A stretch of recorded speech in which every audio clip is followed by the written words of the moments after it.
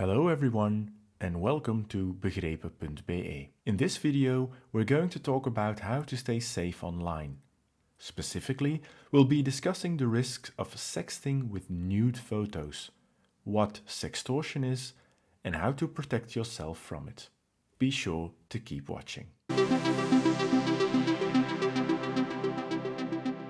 What is sextortion? Sextortion is a combination of two words, extortion and sex.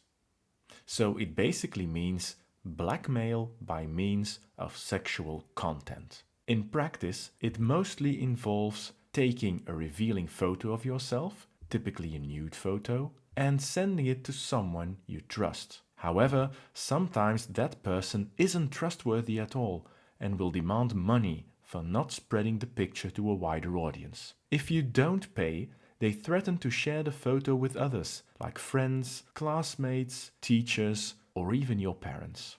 Sextortion has a tremendous impact on the person who originally took and sent the photo. What was meant to be an intimate moment suddenly gets spread all around your social circle. You lose control over the situation and it feels like you have no control over your own body. Also, everyone will know that it's you in the photo. There's no way to hide. And if that wasn't bad enough, the worst part is that the photo persists. There's no expiration date. It will keep popping up. Because of the severe impact sextortion typically has on the victims, this video focuses on how to avoid falling victim to sextortion. It's essential to remember that the victim of sextortion is not at fault. The blame lies with the individuals who forward and blackmail with these photos. Sending nude photos without consent is not cool, but it's criminal behavior and even often punishable by law. How can you become a victim of sextortion? There are roughly 3 ways. You send pictures yourself, or someone uses your phone and shares your pictures without you agreeing. Or, in rare cases, your phone gets hacked. The first and most common way is when you send a photo yourself. This is called sexting.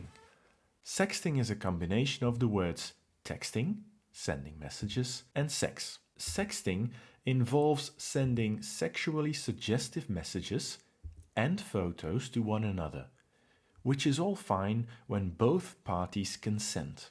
The danger lies in the fact that one of the involved individuals might forward the photo to others, leaving you with no control over where it ends up.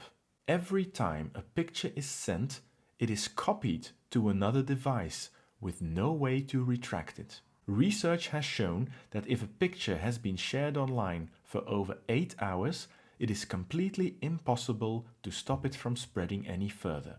This means that you could send a picture before going to sleep, and when you wake up, it has spread all over your social circle with no way of controlling it, and it will come back to haunt you the rest of your life. To prevent this, ask yourself these 3 questions before sending a photo. First of all, is the photo requested? Has someone asked you for this picture? If not, don't send it. Sending unsolicited nudes is considered sexual harassment, and if you are under 18, it is seen as spreading child pornography. So, someone asked you for this picture. What's the second thing we have to ask ourselves? Does the receiving party have enough respect for you to accept that you don't want to send a picture? Do they accept you saying no?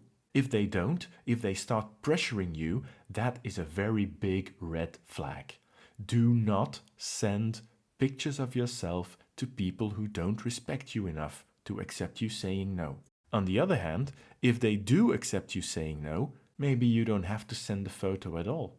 What's the last question I should be asking myself? Are you 100% sure that you will never have a falling out or a fight in the future? Because in a fight, people do all kinds of awful things, and what better way to hurt someone than to spread private pictures around? Now keep in mind that you might never be 100% sure that things will always work out between you. So if you send a picture, you are always taking a risk. The second and third way to become a victim is if someone gains access to your phone and sends photos, or if your phone is hacked. Getting hacked is not that big of an issue if you're not a celebrity. But still, do not lend your phone to others, even friends. Your phone contains very sensitive information, your photos, all your conversations, maybe even your bank accounts, and so on. If you give away your phone, you give someone else full access to your entire life, and they might spread information without you even knowing, leading to the spreading online we discussed earlier. Do not lend your phone casually. Secure your online bank accounts and your phone with a password and a code. Even better, do not store sexual pictures of yourself or others on your phone if you are worried that you might get hacked. This brings us to the very boring lesson of today's video.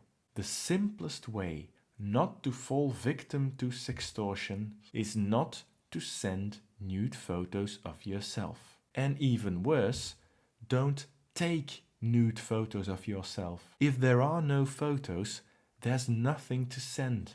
And yes, I know, in an ideal world, everyone would respect each other's boundaries and we could all safely experiment with online sexuality. But unfortunately, we do not live in such a world. The best way to avoid sextortion is simply not to engage in sexting. Thank you for watching. I hope you found it helpful. If you liked this video, please hit the like and subscribe button. And if you didn't like the video, thanks for sticking around until the end. Hopefully, until next time.